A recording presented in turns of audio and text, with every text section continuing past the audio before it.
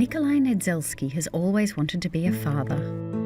Вот этот момент, когда первый раз в больнице, тогда я Гарюшку взял на руки, когда я понял, что мир не существует, вообще ничего вокруг не существует, все это не важно, да.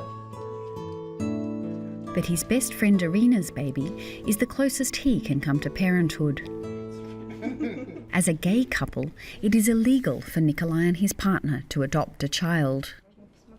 And now, according to a new law, Nikolai could be charged with exposing a child to so-called propaganda of non-traditional sexual relations. Irina too is implicated.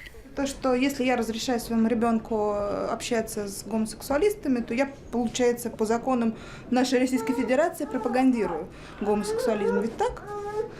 Или нет? Ты с их точки зрения вредишь ребенку, и тебя могут лишить родительских прав.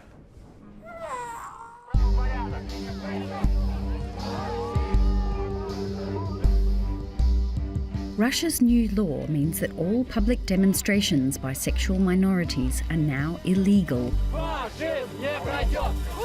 Dozens were arrested at this gay pride celebration in St. Petersburg. And this protest turned violent as police cracked down. There's growing unease amongst Russia's gay community as the country witnesses a surge in homophobic violence.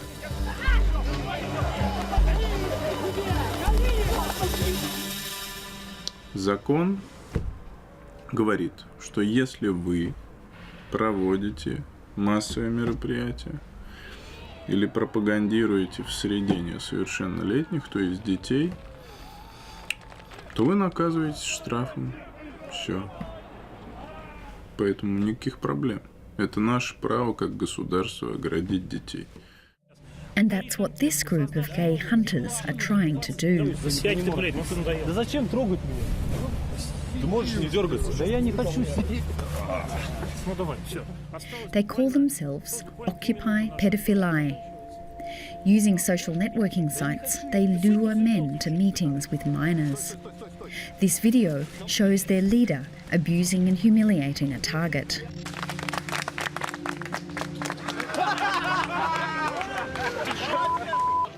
Posted online, the videos are watched by millions.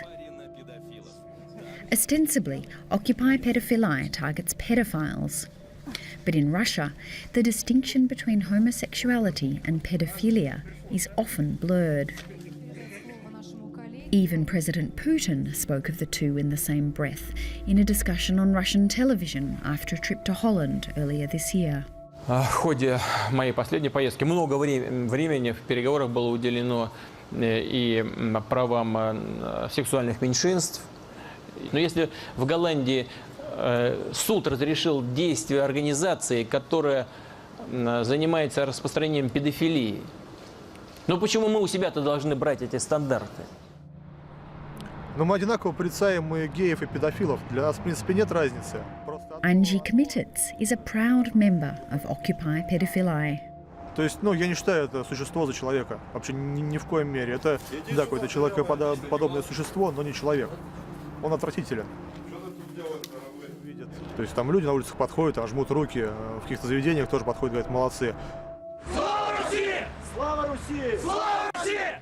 The gang's founder, known as Tesark, which means machete, is a neo-Nazi who was featured on Dateline 10 years ago. The then 19-year-old told me he was on a mission to rid Russia of non-whites. Мы должны просто гордо встать и сказать: мы арийцы, вырезать всех нигеров, китайцев, евреев, хачей, вырезать их просто, чтобы их не осталось. He spent 3 years in prison after being found guilty of inciting racially motivated violence. Today, Tesark is a regular, if highly controversial, guest on Russian TV talk shows. Иди сюда, выйди. Аж 3 раза. Так, зачем? господа, у нас есть территория за пределами студии. 2, 3. Так, тихо. And it's clear that he is very much part of the anti-gay militia. His offsider, Kmititz, is confident that support for Occupy Pedophilae goes right to the top. Когда был у Владимира Путина, кажется, это было называлось «Круглый стол», что ли, какие-то видеообщения. Задали вопрос про нашу организацию, он сказал, что да, поддерживает такой активизм. Nikolai Nedzelsky agrees. He believes the government is deliberately provoking homophobia to create a distraction from the country's social and economic issues. Потому что сегодня то, что происходит в стране, да, это полный разлад. Людей нужно объединять. Ничего не объединяет людей настолько сильно, сколько ненависть к тому, кого мы не любим. Геев не любят исторически. Nobody can say that gays in Russia are second-rate citizens. I have friends, they are gays. And it is not a problem. It's ridiculous to say that everything is fine in the society, everything is terrific, there is no problem and so on. Lawyer Nikolai Alexeyev has been fighting for the rights of Russia's sexual minorities since 2006. Now it's being always banned. The prides and all the public events are being banned on this basis of this new law protecting minors. He's been arrested multiple times for holding demonstrations and gay pride events.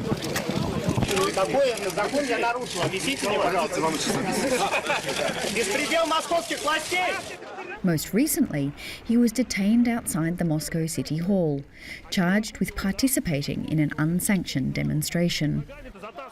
This is what this law was made for. It has nothing to do with minors. If Russian authorities really wanted to protect minors, they would pass different laws which will support the children. But everyone is so obsessed with the gay propaganda which doesn't exist. А лучше всем этим активистам идти работать. Работать, а не ходить с транспарантами. Это будет лучше. Намного лучше для общества и для них самих. Через труд они станут лучше. In Soviet Russia, sexual minorities had no choice but to remain invisible. Это очень удобно и легко управлять страной, когда все одинаковые. И все, кто не входит в эту норму, они должны прятаться. It wasn't until 1993 that homosexuality was decriminalised. Gay clubs opened and people began to find the courage to come out. But by the end of the 90s, Russia was in a state of economic and social turmoil. В 90-е очень часто говорили, нужна жесткая рука, нужен контроль власти, историческая любовь к царю-батюшке. У нас исторически, авторитарность является нормой. Under Vladimir Putin, the ultra-conservative Orthodox Church has become increasingly influential in Russian society, using religion to demonize homosexuality. У меня есть знакомый, который покончил с собой на этой почве. У меня тоже был. Был знакомый. Был знакомый. Скорее так. Gay teenagers, Gary and Anya, say they are reminded every day how difficult it is to be gay in Russia these days. И обществом навязано, что ты больной, ты неправильный, ты урод. When we step outside, I see exactly what they mean. When a woman approaches us with this message of anti-gay hate. Эти люди страдают этим прыщавостью, потому что их организм загрязнен. Их организм загрязнен. Мне кажется, это не связанные вещи. Нет, это связанные вещи. Аномалию, это аномалия. В общем, мы больные. В общем, расходимся. Пойдем в поликлиничку ляжем, нас там вылечат.